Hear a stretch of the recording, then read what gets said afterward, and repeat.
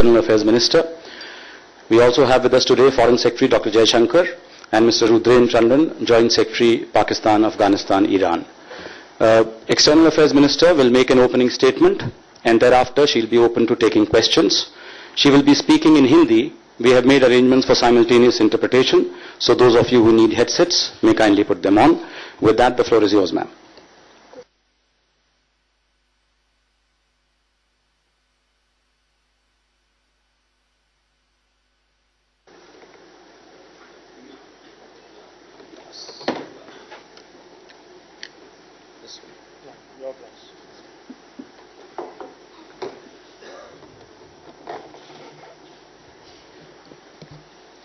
नमस्कार मित्रों,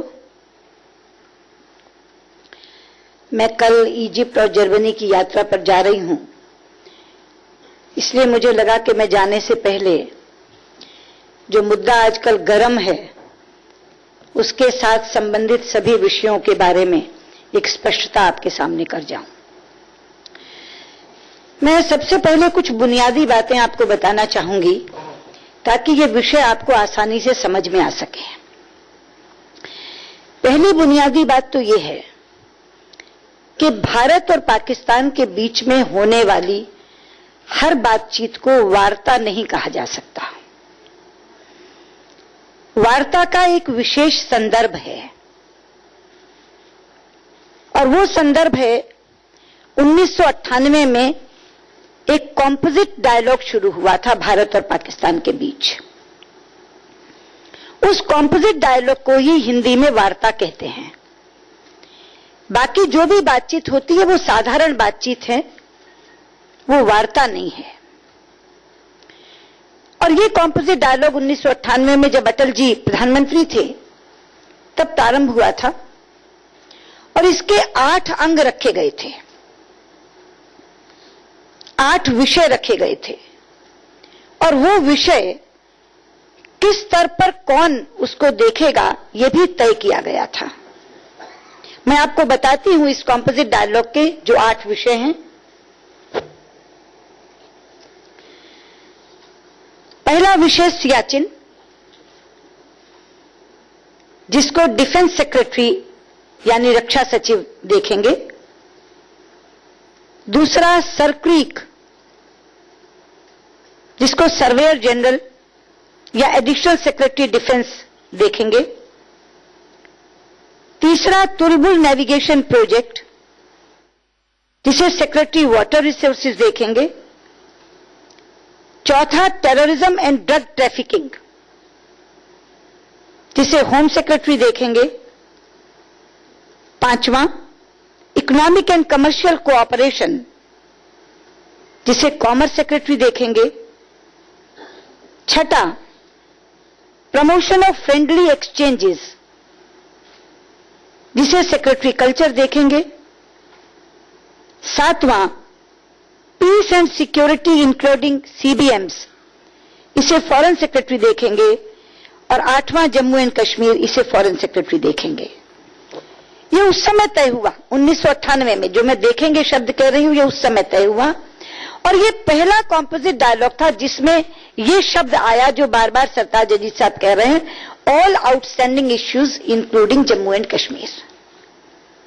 तो ये कॉम्पोजिट डायलॉग का शब्द है, all outstanding issues including Jammu and Kashmir.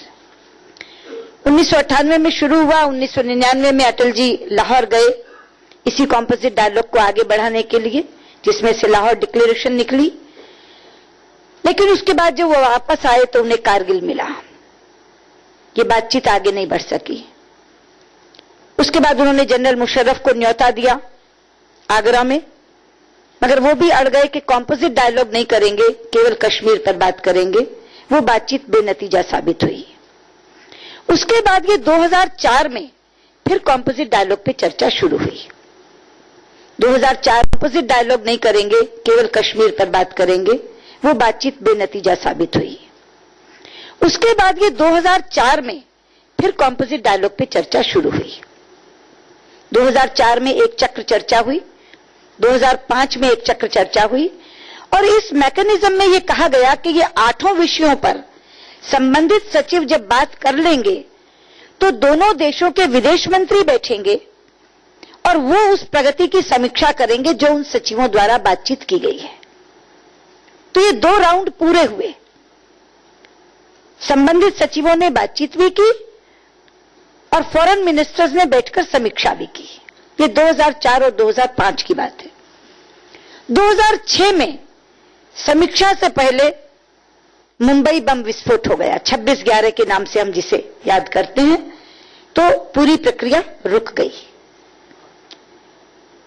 प्रक्रिया रुकने के बाद 2010 में वापस इसको बहाल करने की बात की गई और तब कॉम्पोजिट डायलॉग का नाम बदलकर रिज्यूम्ड डायलॉग कर दिया गया, क्योंकि डायलॉग बहाल किया जा रहा था, इसलिए इसको रिज्यूम्ड डायलॉग कह दिया गया। और ये रिज्यूम्ड डायलॉग में थोड़ा सा अंतर आया, बस बहुत थोड़ा सा अंतर आया। जो फ्रेंडली रिलेशंस का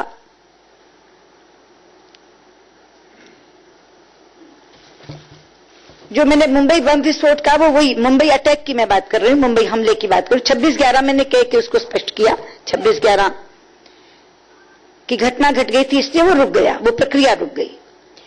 जब रिज्यूम डायलॉग आया तो बहुत थोड़ा सा अंतर आया। वो अंतर भी मैं आपको बता देती हूं कि क्या आया। Counter terrorism including progress on Mumbai trial और ह्यूमैनिटेरियन इश्यूज ये होम सेक्रेटरीज को दे दिए गए, क्योंकि नया विषय था मुंबई ट्रायल का। तो counter terrorism including progress on Mumbai trial and humanitarian issues ये होम सेक्रेटरीज को दे दिए गए। पीस एंड सिक्योरिटी इंक्लूडिंग सीबीएम्स पहले की तरह फॉरेन सेक्रेटरी के पास रहे। जम्मू एंड कश्मीर पहले की तरह फॉरेन सेक्रेटरी के पास रहे। प्रमोशन ऑफ फ्रेंडली एक्सचेंजेस जो पहले कल्चर सेक्रेटरी के पास थे वो भी फॉरेन सेक्रेटरीज को दे दिए गए। सियाचिन पहले की तरह डिफेंस सेक्रेटरीज के पास रहा। इकोनॉमिक इश्यूज पहले की तरह कॉमर्स सेक्रेटरीज के पास रहे। वुलार बराज या तुलबुल नेविगेशन जिसे हम कहते हैं प्रोजेक्ट, वो सेक्रेटरीज वाटर रिसोर्सेज के पास रहे। सरक्रीक पहले की तरह एडिशनल सेक्रेटरी और सर्वेयर जनरल के पास रहा। नाम बदल गया, थोड़ा सा स्तर बदल गया, लेकिन रिज्यूम्ड डायलॉग के नाम से ये चलने लगा। इसकी भी 2 चक्र चर्चा हुई। जो संबंधित मंत्री सचिव मैंने बताए, उन सचिवों के स्तर पर चर्चा हुई, विदेश मंत्रियों ने समीक्षा की। लेकिन 2012 में जब सीमा पर फायरिंग हुई और बिहेडिंग की घटना हुई, हेमराज हमारे जो सैनिक थे उसका सर काट लिया गया और उस समय प्रधानमंत्री मनमोहन सिंह जी का बयान आया, there can not be a business as usual with Pakistan, तो ये प्रक्रिया रुक गई। अब मैं आपको ये कहना चाहती हूं कि ऊफा में क्या हुआ। ऊफा में जब प्रधानमंत्री नवाज शरीफ और प्रधानमंत्री नरेंद्र मोदी मिले तो कॉम्पोजिट डायलॉग या रिज्यूम डायलॉग की बहाली नहीं हुई। जो बार बार कह रहे हैं सरताज साहब कि on all outstanding issues including Jammu and Kashmir, on all outstanding issues ये कहा गया कि we are prepared for that, वो प्रियम्बल में रखा गया। लेकिन एक ऑपरेटिव पार्ट ऊफा का बना, और वो क्यों बना ये भी बता दूं। हम बार बार कहते हैं कि terror and talks can't go together, आतंकवाद और बातचीत एक साथ नहीं चल सकते। और हम ये भी कहते हैं कि कोई भी सार्थक बातचीत आतंक और हिंसा से मुक्त वातावरण में ही हो सकती है। A productive dialogue can take place in an atmosphere free from terror and violence, ये हम कहते हैं। तो दोनों प्रधानमंत्रियों के बीच में एक सहमति बनी कि फिर क्यों ना हम पहले आतंक और हिंसा के संबंध में ही बात कर लें, यानी टेरर और टॉक्स को डीलिंक किया गया। और ऊफा में यह सहमति बनी कि हम एक बातचीत आतंक पर कर लेते हैं और एक बातचीत सीमा प्रशांति के लिए कर लेते हैं।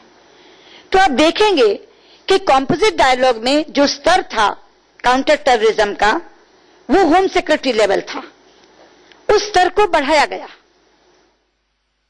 और क्या तय किया गया, मैं ऊफा के स्टेटमेंट से ही आपको पढ़ के बताती हूं, क्योंकि ये बात मौखिक नहीं हुई थी, ये बात लिखित में हुई थी।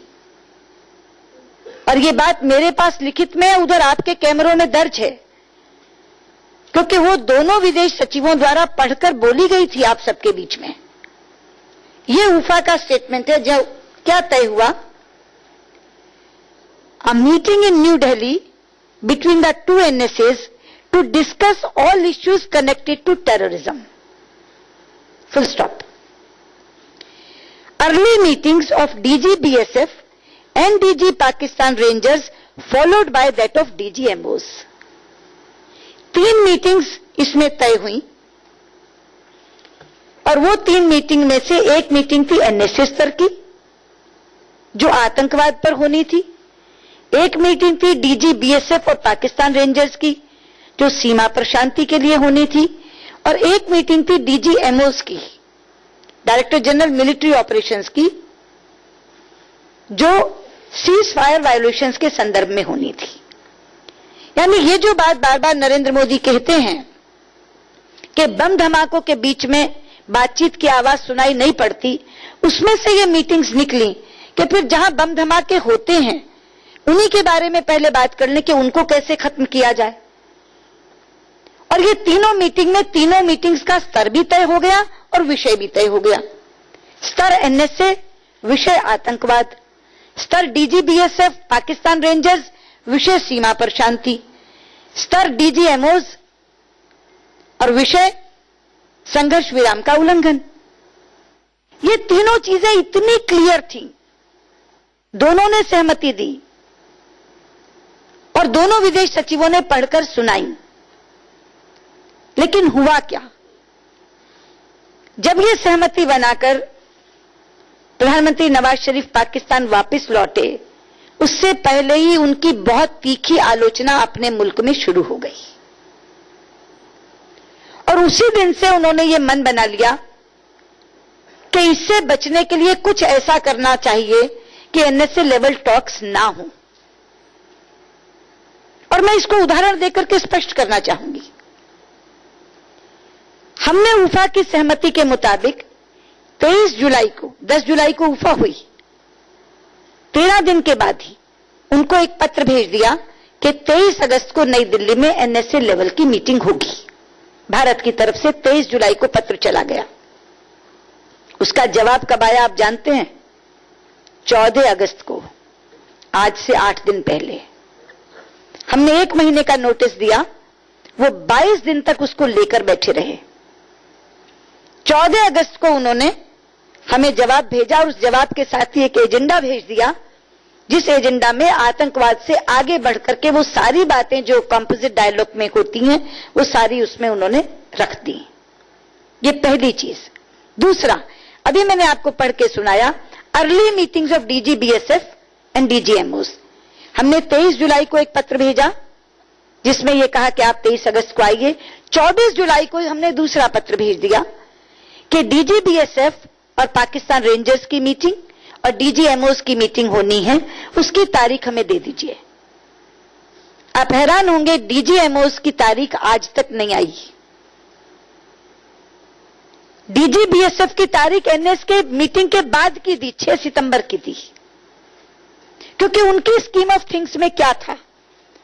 उनकी स्कीम ऑफ थिंग्स में यह था कि अगर डीजी बीएसएफ और डीजीएमओस की मीटिंग पहले हो जाएगी, जो उफा में सहमति बनी थी, तो फिर तो बातचीत का एक दौर शुरू हो जाएगा। इसलिए उन्होंने ये कहा कि पहले एनएसए लेवल की बात करो, डीजी बीएसएफ की मीटिंग इसके बाद मानो और डीजीएमओस की मीटिंग की तारीख अभी मत दो, क्योंकि ना एनएसए की मीटिंग होगी ना डीजी बीएसएफ की मीटिंग हो सकेगी। और डीजीएमओस की मीटिंग क्योंकि डीजी बीएसएफ के बाद होनी है, ये उफा ने कहा, तो ना वो मीटिंग हो जाएगी। तो तीनों मीटिंग्स ना हो, इसकी बुनियाद उन्होंने रख दी। 14 अगस्त को हमें जवाब देके 22 दिन तक तो एनएसए लेवल टॉक्स का ही जवाब नहीं दिया।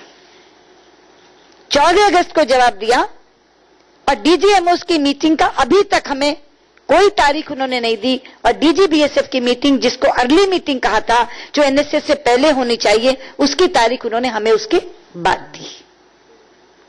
मित्रों, दबाव हम पर कम नहीं था, क्योंकि उन्होंने जाने के बाद बजाय आतंक का रास्ता छोड़ने के उस आतंक को गहराया।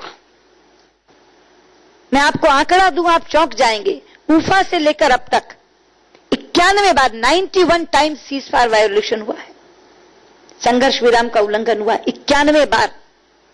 हर बार जब संघर्ष विराम का उल्लंघन होता था, हमें देश की तरफ से दबाव आता था, ये एनएसए लेवल टॉक्स खत्म कर दो।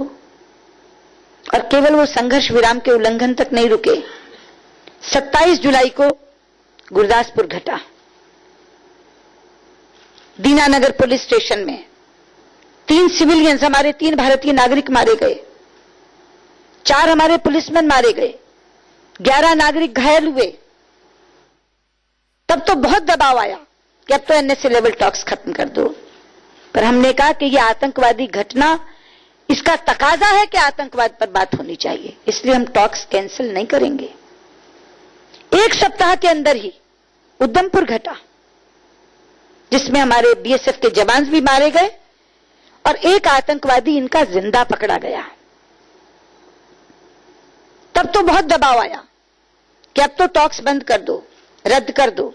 हमने कहा नहीं, क्योंकि ये टॉक्स आतंकवाद पर होनी है, क्योंकि डीजीएमओस की बात संघर्ष विराम उल्लंघन पर, सीज फायर वायोलेशंस पर होनी है, क्योंकि डीजीबीएसएफ की बात सीमा पर शांति के लिए होनी है।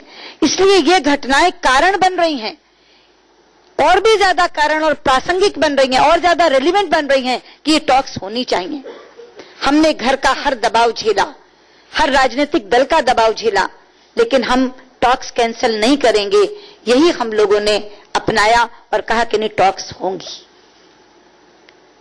पर अल्टीमेटली इन्होंने एजेंडा जब हमारे पास व्यापक करके भेजा, तब हमने इन्हें 18 तारीख को जवाब दिया और कहा कि देखिए, आपने जो हमें कहा है कि आतंकवाद के अलावा वो सारी बातें आपने कॉम्पोजिट डायलॉग वाली कह दी, ये जो मीटिंग एनएसए के स्तर पर होनी है, ये आतंकवाद पर ही होगी, इसमें कोई दूसरा विषय नहीं जुड़ सकता। हाँ, आतंकवाद से संबंधित सारे मुद्दे जुड़ सकते हैं, लेकिन आतंकवाद के अलावा कोई भी मुद्दा इसमें नहीं जुड़ सकता। जहां तक आज सरताज साहब कह रहे थे कि भारत भागना चाहता है आउटस्टैंडिंग इश्यू से, मैं इस प्रेस कॉन्फ्रेंस के माध्यम से कहना चाहती हूं कि भारत बिल्कुल भागना नहीं चाहता, लेकिन भारत वो माहौल बनाना चाहता है जिसमें वो बातचीत हो सके। और उफा में जो हुआ मित्रों, वो रिज्यूम्ड डायलॉग को बहाल करने के लिए नहीं हुआ, कॉम्पोजिट डायलॉग को बहाल करने के लिए नहीं हुआ, बल्कि कॉम्पोजिट डायलॉग जो बाद में रिज्यूम डायलॉग के नाम से जाना जाता है, उसको शुरू करने का माहौल बने, इसके लिए हुआ। ये अंतर हम समझ लें। उसकी जो सहमति बनी वो इसलिए बनी कि एक वातावरण ऐसा बना दो कि जिसमें वो रिज्यूम डायलॉग वापस बहाल हो सके। तो वो जितने विषय आज पाकिस्तान कह रहा है, all outstanding issues including Jammu and Kashmir, उन सब पर बात होगी, लेकिन कब होगी? जब पहले आतंकवाद और हिंसा समाप्त होगी। और आतंकवाद और हिंसा समाप्त हो, इसके लिए ये बातचीत तय की गई। अब इस बातचीत को ही खत्म कर दो, इस बातचीत में ही मत आओ, उसके दायरे को बड़ा कर दो, फिर हुर्रियत को स्टेक होल्डर मानो।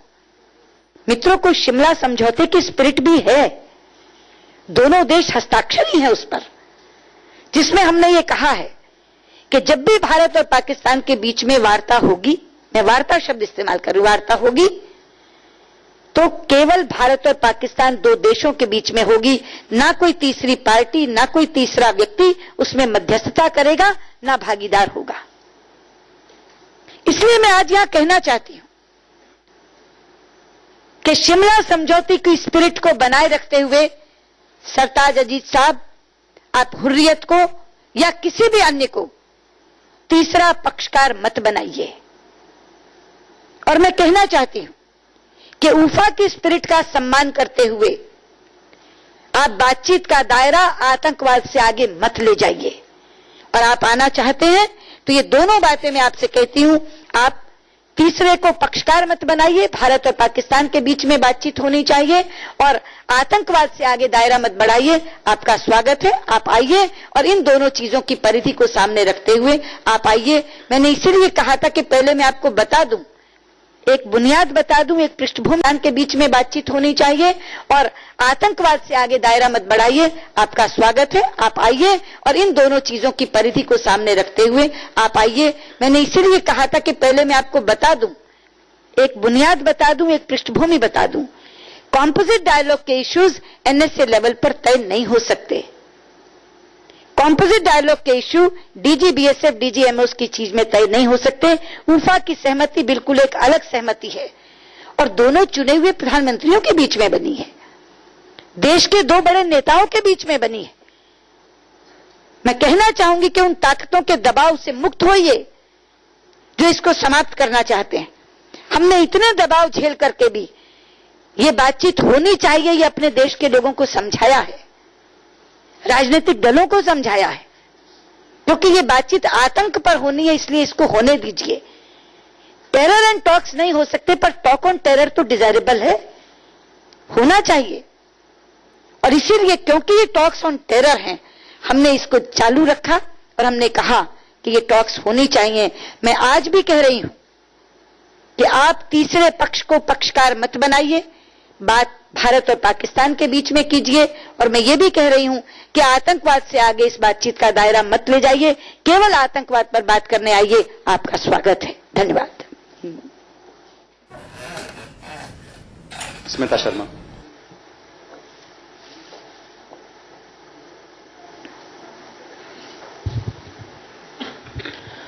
अगर सत्ताज साहब को आना हो, he will be coming in by tomorrow hopefully. There's less than 24 hours to go now.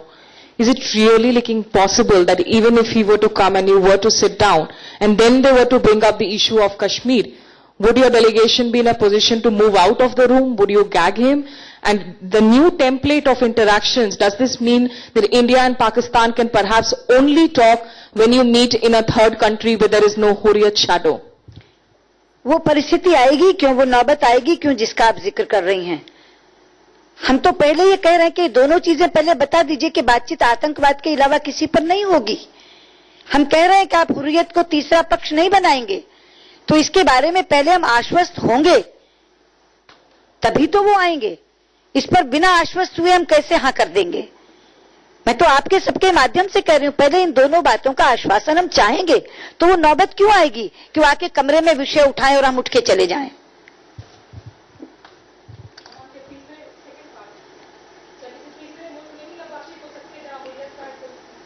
नहीं, तीसरे मुल्क में बातचीत नहीं। जब दोनों देशों के बीच में बातचीत होनी है तो दोनों देशों में, नई दिल्ली में होगी, इस्लामाबाद में होगी, दोनों में से कहीं होगी।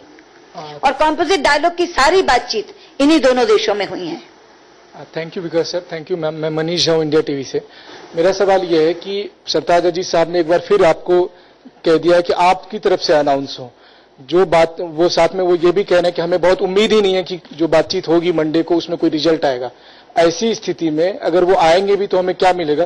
क्यों नहीं हम कहते हैं कि जब आपको कोई उम्मीद नहीं है तो आप मत आइए।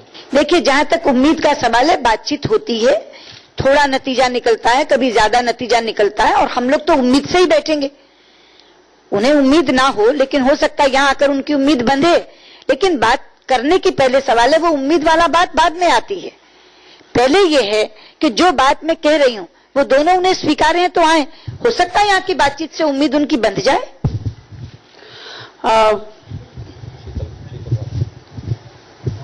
गुड इवनिंग मैम, शीतल राजपूत, इंडिया न्यूज से।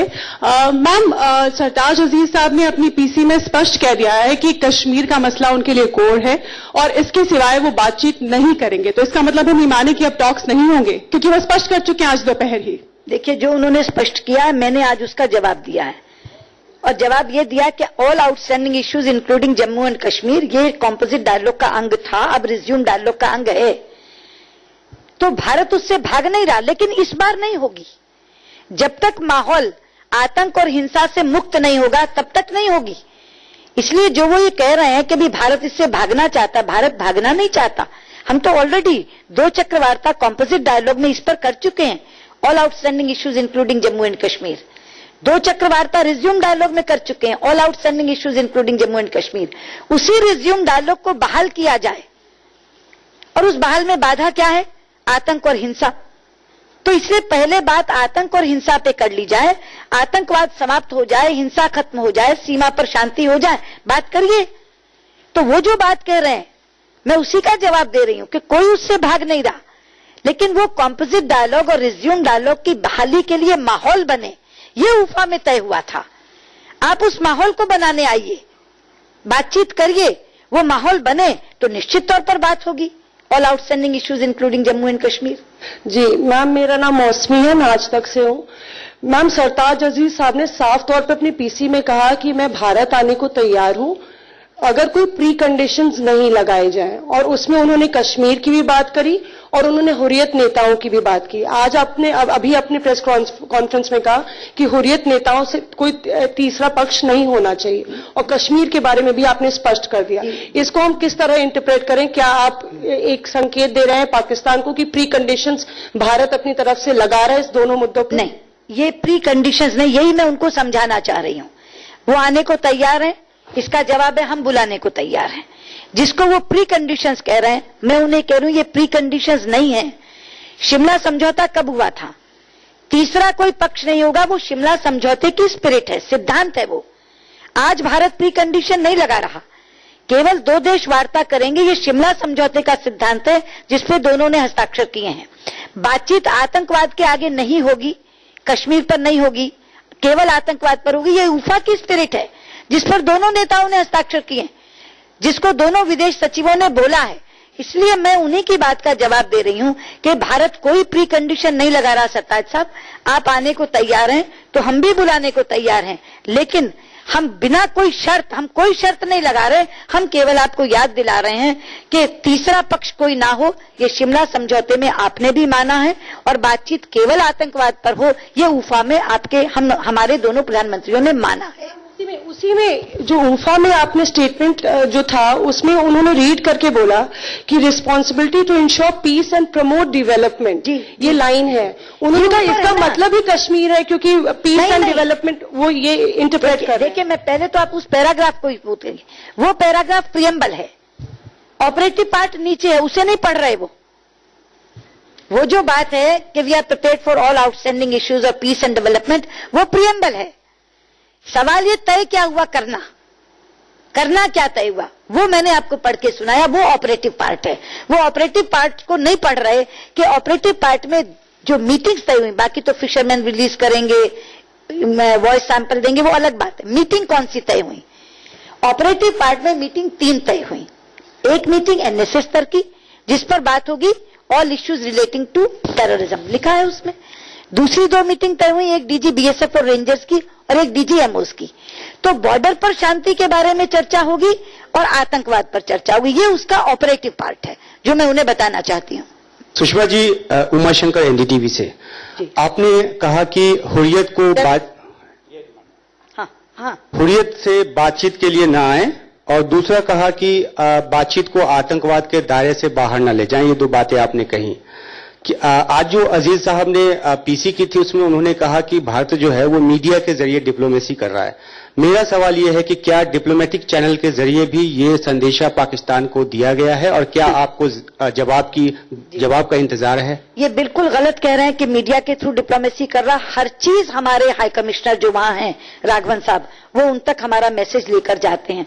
रात वाला मैसेज भी उन्होंने रात को जाकर के डिलीवर किया। ये बिल्कुल गलत है कि हम मीडिया के थ्रू डिप्लोमेसी कर रहे हैं। जो हमने पहले 23 जुलाई की चिट्ठी लिखी वो उनको भेजी, जो 24 जुलाई को चिट्ठी लिखी वो उनको भेजी। सारे अपने उत्तर मीडिया को हम बाद में देते हैं। पहले हम जो हमारे टीएस राघवन वहां हैं, हमारे राजदूत वहां हैं, पहले उनको देते हैं। वो वहां जब दे आते हैं, डिलीवर करवा आते हैं, हम तो इतनी सावधानी बरतते हैं, उसके बाद हम मीडिया को देते हैं। बिल्कुल गलत है उनकी ये बात। नहीं, प्लीज एक ही सवाल। आशीष। मैम, आशीष हूं एबीपी न्यूज से। मैम, जहां तक हमारी जानकारी है, कल शाम को पाकिस्तान हाई कमीशन में एक रिसेप्शन है। परसों सुबह 9:30 बजे सैयद अली शाह गिलानी से मुलाकात है सरताज अजीज की। आपकी बात को मैं सरलता से क्या ये समझूं कि अगर ये मुलाकातें सरताज अजीज करते हैं तो टॉक्स कॉल ऑफ होंगी? स्ट्रेट अवे आप क्यों नहीं ये बता देती हैं? दूसरा मैम, पाकिस्तान ये कहता है कि Kashmir is the genesis of all problem. Ashish please एक ही सवाल, बहुत लोग जवाब देना। देखिए, पाकिस्तान जो कहता है Kashmir is the core issue, वो उफा में नहीं कहा गया ना। हम बात उफा की करिए। मीटिंग्स किसके उसमें हो रही है? ये मीटिंग उफा से निकली है, और उफा में ये तय हुआ कि जो बाकी बातचीत है all outstanding issues including Kashmir, उसमें एक बाधा बनी हुई है आतंक और हिंसा। तो आइए पहले आतंक और हिंसा पे बात करके उसको खत्म कर लें, फिर outstanding issues including Jammu and Kashmir पे बात कर लेंगे। तो उफा से जो मीटिंग निकली है उस मीटिंग में नहीं है ना कश्मीर। उफा से जो मीटिंग निकली है उसमें निकला है NSAs will talk on all issues relating to terrorism. वहीं तक रुके ना। और जो आपने बात कही है कि वो आ जाएंगे और बात करेंगे, वो तो जब आएंगे तो बातें तय है ना। जो आप कह रहे हैं शेड्यूल तय है, वो शेड्यूल तो तब तय है जो आज अभी मैंने कहा है। वो मेरी प्रेस कॉन्फ्रेंस का इंतजार कर रहे हैं, ये कहा गया ना वहां कि हम उनकी प्रेस कॉन्फ्रेंस का इंतजार कर रहे हैं। तो वो जो मेरी प्रेस कॉन्फ्रेंस का इंतजार कर रहे हैं, मेरा 2 वाक्यों में संदेश है उनको। पहली चीज, शिमला समझौते की स्पिरिट में हुर्रियत को या किसी भी अन्य पार्टी को आप तीसरा पक्ष मत बनाइए। दूसरा, उफा की स्पिरिट का सम्मान करते हुए आप बातचीत का दायरा आतंकवाद से ज्यादा मत बढ़ाइए और जरूर आइए, हम आपके स्वागत को तैयार हैं। अब इसका जवाब मैं इंतजार करूंगी ना। उन्होंने जो मेरी बातचीत का इंतजार किया, मैं उन्हें जवाब दे रही हूं कि आप आने को तैयार हैं सरताज साहब, हम बुलाने को तैयार हैं। केवल हमारी 2 बातें हैं, एक शिमला समझौते की स्पिरिट का सम्मान रखिए और एक उफा की स्पिरिट का सम्मान रखिए। हमारी कोई शर्त नहीं है। हम वो दोनों चीजें कह रहे हैं जिस पर आपके नेताओं के भी हस्ताक्षर हैं और हमारे नेताओं के भी हस्ताक्षर हैं। हम केवल ये कह रहे हैं, उन स्पिरिट्स का सम्मान करिए। शिमला समझौते का सम्मान करके हुर्रियत को पक्षकार मत बनाइए तीसरा, और उफा का सम्मान करते हुए आतंकवाद का दायरा मत बढ़ाइए। ये 2 बातें मैं कह रही हूं। अब वो उसके बाद जवाब देंगे। Sanjay. Ma'am, you rightly spoken about terror being the focus of the talks. Now, one new aspect of terror has come up, and that is a very old case of Dawood Ibrahim. According to the evidence that Times Now has, Dawood Ibrahim is in Karachi. Times Now has evidence, and we have spoken even with his wife today. Now, the question is India going to ask for Dawood Ibrahim's extradition? Are we going to ask Pakistan to give Dawood Ibrahim to India? देखिए, पहली बात तो ये विषय इससे बिल्कुल related नहीं है कि वो आएंगे कि नहीं आएंगे, बातचीत होगी। दूसरा, टाइम्स नाउ के या किसी मीडिया चैनल के एविडेंस को कोई दूसरा देश कभी स्वीकार नहीं करेगा। जब हम और वो बैठ करके बात करेंगे, तब हमारे पास जो सबूत है उस पर बात होगी। क्या वो देंगे, क्या हम देंगे, इस पर बातचीत होगी ना। कोई भी, वो तो आप कह रहे हैं अभी वो मीडिया डिप्लोमेसी की बात कर रहे हैं, वो मीडिया एविडेंस पर बात करेंगे क्या? तो आपके पास जो एविडेंस है वो भारत सरकार को दीजिए।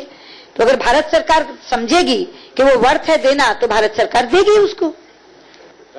रंजीत कुमार। मैडम, रंजीत कुमार, नवभारत टाइम्स से। आज सरताज अजीज साहब ने टेलीविजन पर एक डॉजियर दिखलाई रॉ के बारे में कि रॉ क्या क्या पाकिस्तान में कर रहा है, और उन्होंने कहा कि यदि वो भारत में डॉजियर नहीं दे पाएंगे तो न्यूयॉर्क में जरूर देंगे। तो क्या ऐसी कोई संभावना है कि न्यूयॉर्क में आप लोग जरूर मुलाकात करेंगे उन दोनों देशों के बीच? देखिए, ऐसा है, कितना सीरियस डॉजियर है वो कि जो भारत में आके टेबल पे देने के बजाय न्यूयॉर्क में चलते चलते देना चाहते हैं। ये डॉजियर्स अपने आप में बहुत गंभीर चीजें होती हैं और इनको गंभीरता से लेना चाहिए। सरताज साहब बहुत गंभीर व्यक्ति हैं, मेरी उनसे बहुत बार चर्चा हुई है, बहुत ही ज्यादा गंभीर व्यक्ति है। मुझे नहीं मालूम उन्होंने कैसे ये बात कह दी। ये डॉजियर्स का आदान प्रदान रस्ते चलते राह गलियारों में होता है क्या? सुषमा जी, कृष्ण मोहन शर्मा, न्यूज नेशन से। हाँ, इस तरफ। हाँ, वो सरताज साहब ने यह भी कहा कि यूएन रिजोल्यूशन के तहत बात हो, और एक बात उन्होंने ये भी कही कि हमें पहले भी ऐसा लगता था कि भारत में बातचीत होगी तो ये बेनतीजा निकलेगा। तो मेरा सवाल यह है कि जब बातचीत बेनतीजा निकलेगा तो बातचीत हो ही क्यों रही है? नहीं, ये तो मैं अभी इसका जवाब मैंने दिया कि उनका ये समझना कि बेनतीजा निकलेगी क्योंकि उनको आना ही नहीं था, उनको कोई बात करनी नहीं थी। अगर वो यहाँ आकर के बात करते तो नावेद की तस्वीर दी जाती ना, वो डोजियर की बात कर रहे हैं, वो तो क्या कागज देंगे? हम तो जिंदा सबूत है हमारे पास, हम तो जिंदा आदमी खड़ा कर देंगे उनके सामने कि ये देखिए ये आपका आतंकवादी है। इसलिए वो भाग रहे हैं, बातचीत से भाग रहे हैं। तो अब वो कह रहे हैं बेनतीजा होगी, लेकिन हम कहते हैं कि इस साले के बाद भी वो आए, नतीजा निकलेगा। बातचीत में बैठे तो सही, हम देंगे उन्हें सबूत। अगर हम ये कहते हैं कि ये स्टेट स्पॉन्सर्ड टेररिज्म है, अगर हम ये कहते हैं कि सीमा पार से ये चीजें आ रही हैं, तो हम देंगे उनको सबूत। और जैसे उन्होंने कहा कि वो डोजियर देंगे, हम जिंदा आदमी देंगे। मैम, निधि राजदान, एनडीटीवी से। मैम, यहाँ पे। हाँ हाँ ma'am, I just wanted to understand, अभी आपने कहा कि आप उनसे आश्वासन चाहते हैं, एक तो हुर्रियत को थर्ड पार्टी ना बनाएं और दूसरा ये टेररिज्म पे ही टॉक्स हों। तो क्या इसका मतलब है कि टॉक्स कल तभी परसों तभी होंगी जब तक उनका जवाब आता है कि वो आश्वासन ये दे पाएंगे कि नहीं? जी बिल्कुल, परसों का कल ही, आज की रात है सिर्फ। ना बनाए और दूसरा ये टेररिज्म पे ही टॉक्स हों, तो क्या इसका मतलब है कि टॉक्स कल तभी परसों तभी होंगी जब तक उनका जवाब आता है कि वो आश्वासन ये दे पाएंगे कि नहीं? जी बिल्कुल, परसों का कल ही, आज की रात है सिर्फ। आज की रात ही है सिर्फ जवाब देने के लिए। हाँ, आज की रात ही है। मुकेश कौशिक। मैं मुकेश कौशिक हूं, यूएनआई से। मैडम, मैं निधि के सवाल को थोड़ा सा डिफरेंट रूप में आपके सामने पेश करता हूं। आपने कहा कि तीसरा पक्ष अगर सामने आता है या आतंक से ऊपर बातचीत किसी के दायरे से बाहर जाती है तो अगर आप आना चाहते हैं तो आइए, लेकिन अगर उनका जवाब दोनों पर ना है कि तीसरे पक्ष को हम शामिल करेंगे और आतंक से ऊपर बात करेंगे, तो क्या आप ये भी कह रही हैं कि तब ऐसी स्थिति में मत आइए? तो बातचीत नहीं होगी।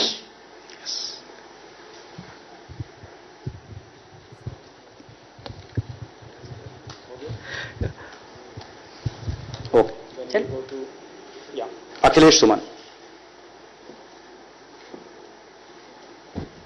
मैडम, मैं अखिलेश सुमन, राज्यसभा टीवी से। एक सवाल बहुत सारे लोग पूछ रहे हैं कि हुर्रियत वाली जो बात है, उन्होंने कहा कि परंपरा रही है कि हुर्रियत से जब भी हम आते रहे हैं भारत में तो मिलते रहे हैं।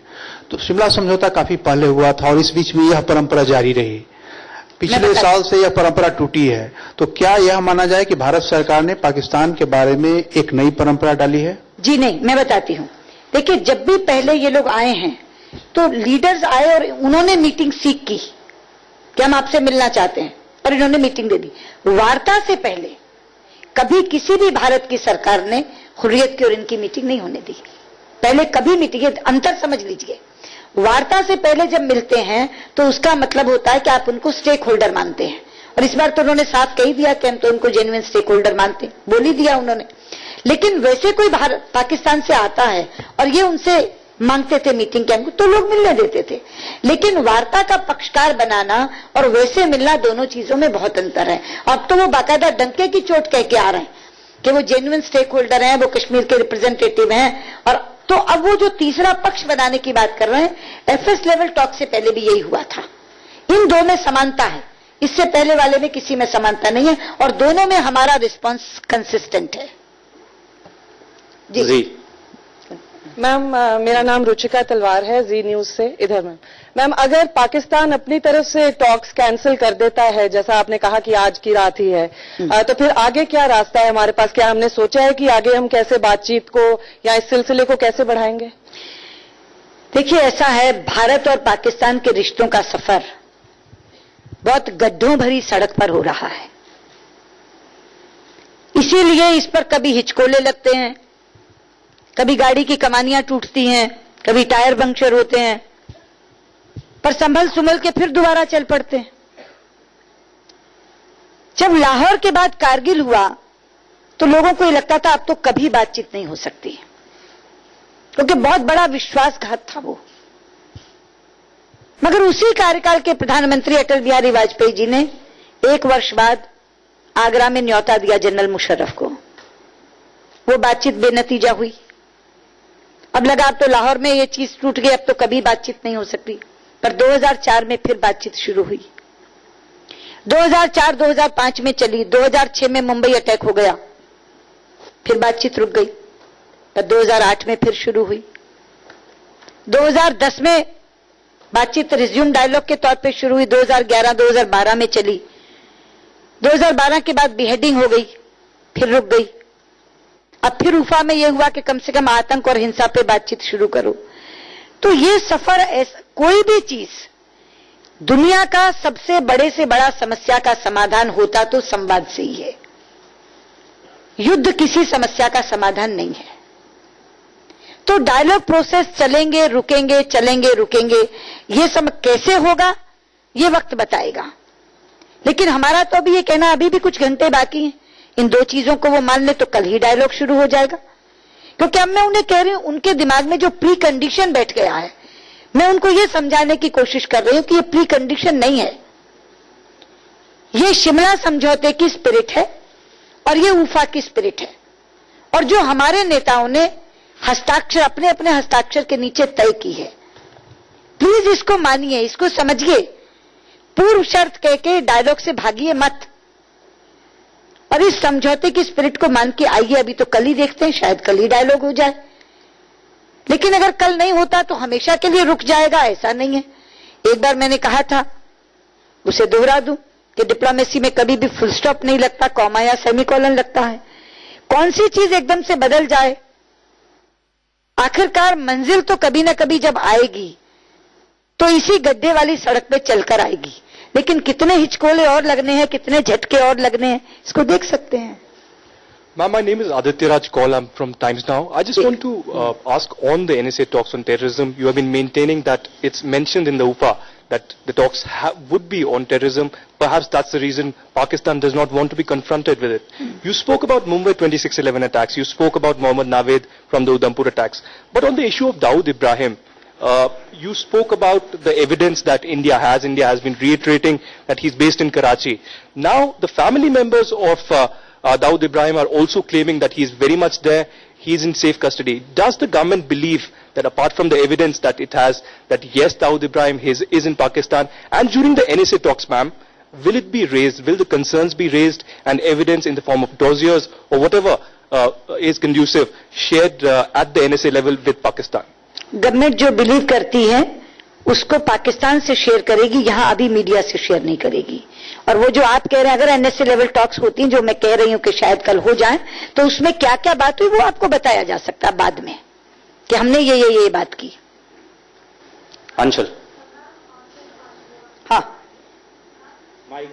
माइक ले लो।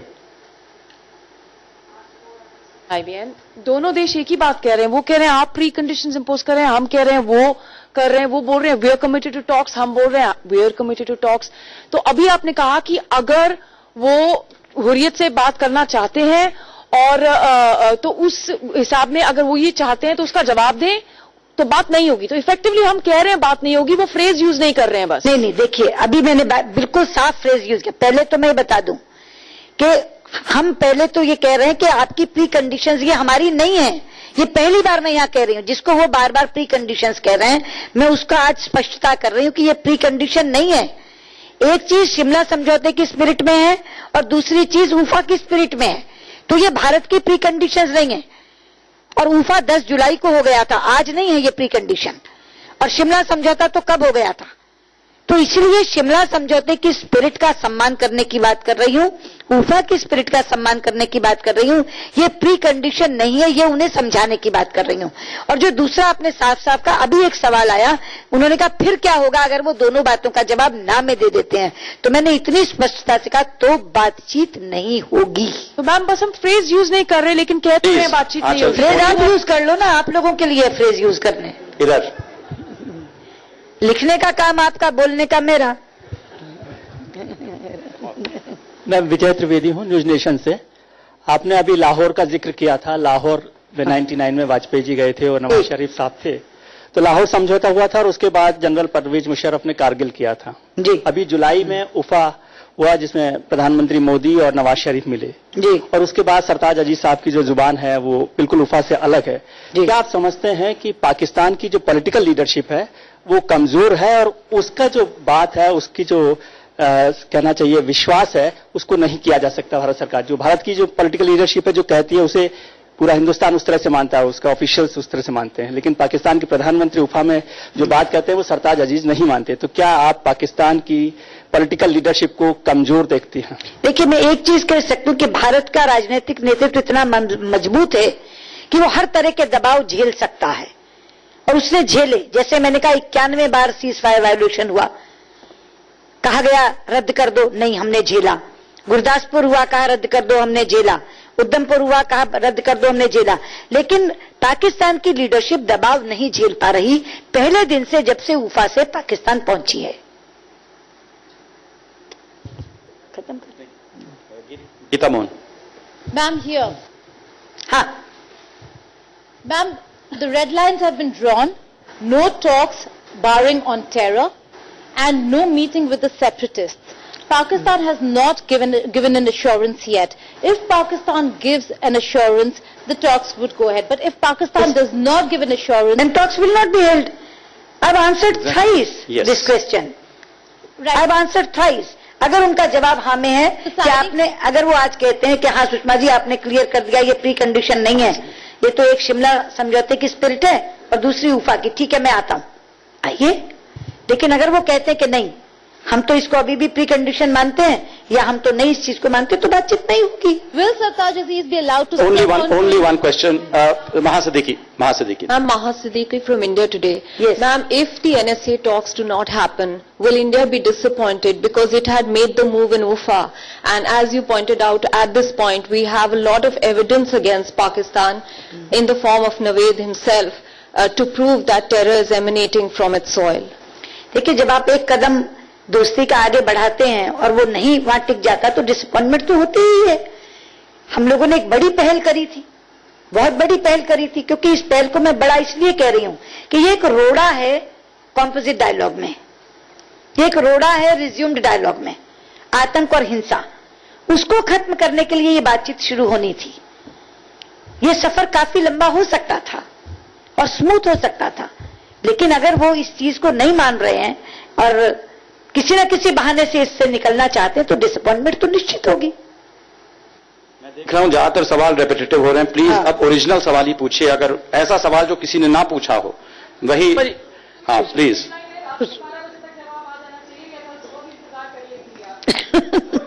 12 बजे अंग्रेजी की उसके हिसाब से दिन बदल जाता, तारीख दूसरी आ जाती है। सुषमा जी नमस्कार, मेरा नाम प्रदीप है, टोटल न्यूज से इधर। सुषमा जी, सुषमा जी मेरा सवाल ये है कि जिस तरीके से आपने कहा कि जब वो उफा से लौटे प्रधानमंत्री नवाज शरीफ, उनके ऊपर दबाव था और ये दबाव वो झेल नहीं पाए, आपने इशारा किया कि कुछ ऐसी ताकतें हैं पाकिस्तान में जो उन पर दबाव डाल रही थी, वो ताकतों का जिक्र करेंगी आप? ताकतों का सब कोई जानता है, चीजें जो इतनी जगजाहिर हैं उसका नाम लेने की क्या आवश्यकता है। सुषमा जी, पाकिस्तान की सियासत को अच्छी तरह से, कम मीडिया तो और भी अच्छी तरह जानता है। सुषमा जी, मैं प्रणय उपाध्याय हूं IBN 7 से। मेरा सवाल है कि आज सरताज अजीज ने अपनी प्रेस कॉन्फ्रेंस में कहा कि वो जो डॉसियर उन्होंने लहराए थे कैमरों के सामने वो यूनाइटेड नेशन सेक्रेटरी जनरल को भी सौंपेंगे। और दूसरा सवाल ये कि आपने लाहौर बस यात्रा से लेके कारगिल और कई बार इन समझौतों को टूटते हुए देखा है, क्या आपको लगता है कि उफा के बाद ये जो घटनाक्रम चल रहा है इससे एक बार फिर भरोसा टूटा है? नहीं, तो मैं अभी जवाब दे ही चुकी हूँ, ओरिजिनल सवाल नहीं था। लेकिन मुझे ये भी लगता है कि हम इसके लिए तैयार भी रहते हैं, क्योंकि हमें ये थोड़ी पता है कि हर बार वो कुछ होगा ही। लेकिन डॉसियर के बारे में आपने नहीं कहा। डॉसियर तो बहुत ही नॉन सीरियस बात है ये कहना, डॉसियर लहराए नहीं जाते, डॉसियर बंद लिफाफे में दिए जाते हैं और टेबल पे दिए जाते हैं, ऐसे लहरा के नहीं दिखाए जाते डॉसियर। रंजना, ओरिजिनल सवाल कृपया करके। Ma'am, Ranjana from INS. The Pakistani NSA, he said that ever since Prime Minister Modi's government was formed, has come over a year ago.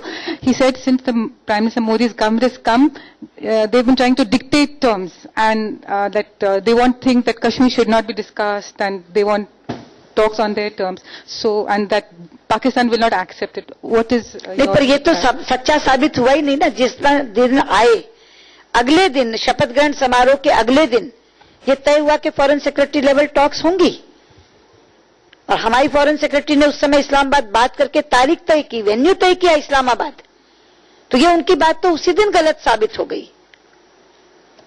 Sachin, last 2 questions.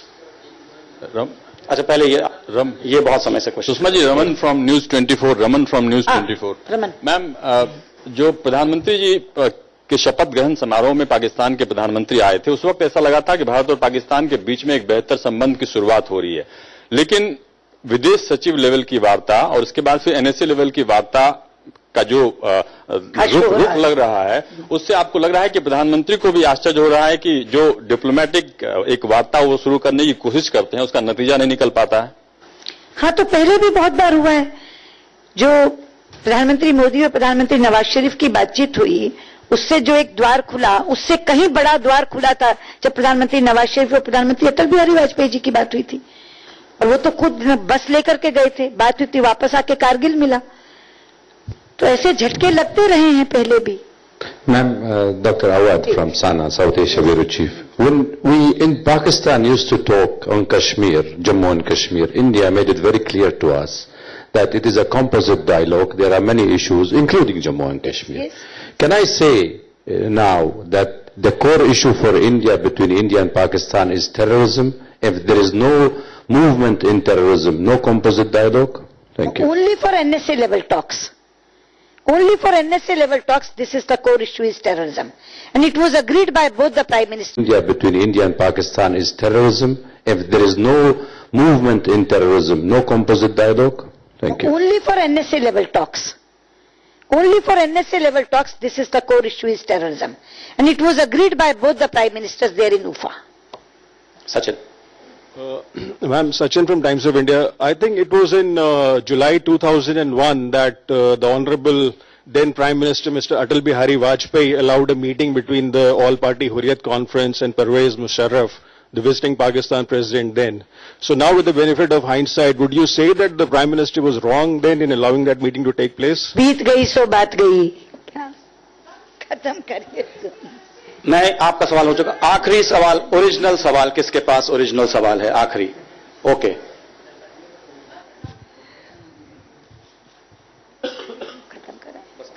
किनका? ये आखिरी सवाल. सुषमा जी, आपने कहा कि कोर इशू एनएसए लेवल की टॉक के लिए कोर इशू जम्मू कश्मीर नहीं है, टेररिज्म है. तो क्या ये मान लिया जाए कि जब समग्र वार्ता प्रक्रिया शुरू होगी कभी भी, तो उसमें कोर इशू रहेगा जम्मू कश्मीर? नहीं, वो तो ऑलरेडी तय है. मैंने कितनी बार कहा, कोर इश्यू नहीं है वो. समग्र वार्ता में है all outstanding issues including Jammu and Kashmir. वो लिखित भाषा है भैया, उसी पर बातचीत आगे बढ़ी है. कोर इश्यू कभी किसी ने नहीं कहा Jammu Kashmir. All outstanding issues including Jammu and Kashmir. With this, the press conference comes to a close. Please join us for some refreshments in the foyer. Thank you all.